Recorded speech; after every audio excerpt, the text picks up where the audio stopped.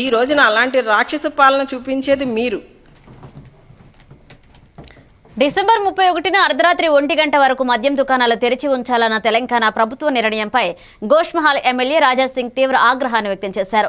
ఈ నిర్ణయం యువతను తప్పుదోవ పట్టించే ప్రమాదకర చర్యగా మారుతుందని ఆయన విమర్శించారు. ఒకవైపు డ్రగ్స్ రహిత న్యూ ఇయర్ వేడుకలు జరగాలని హైదరాబాద్ పోలీస్ కమిషనర్ సూచనలు ఇస్తుంటే, మరొక వైపు ప్రభుత్వం మద్యం అమ్మకాల సమయాన్ని పెంచడం ద్వంద్వ వైఖరికి నిదర్శనమని అన్నారు. ఇది ప్రజల భద్రత, ఆరోగ్యం గురించి ఆలోచించిన నిర్ణయం కాదు అని, కేవలం ప్రభుత్వ డ్రామా మాత్రమేనని రాజాసింగ్ వ్యాఖ్యానించారు. మద్యం కారణంగా ఇప్పటికే అనేక సామాజిక సమస్యలు ఉత్పన్నమవుతున్నప్పటికీ రోడ్డు ప్రమాదాలు, కుటుంబ కలహాలు పెరుగుతున్నాయని ఆయన చెప్పారు. దీనికి కంట్రోల్ కావాలి, మంచిదే.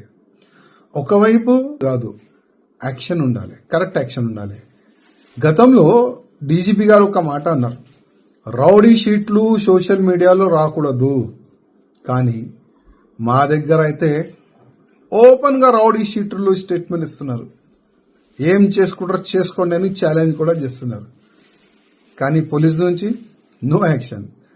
రాజకీయ నేతలు రాజకీయం ఆడితే దానికి ఒక అర్థం ఉంటది, కానీ పోలీసులే రాజకీయం చేస్తున్నారు. ఇది చాలా దురదృష్టం.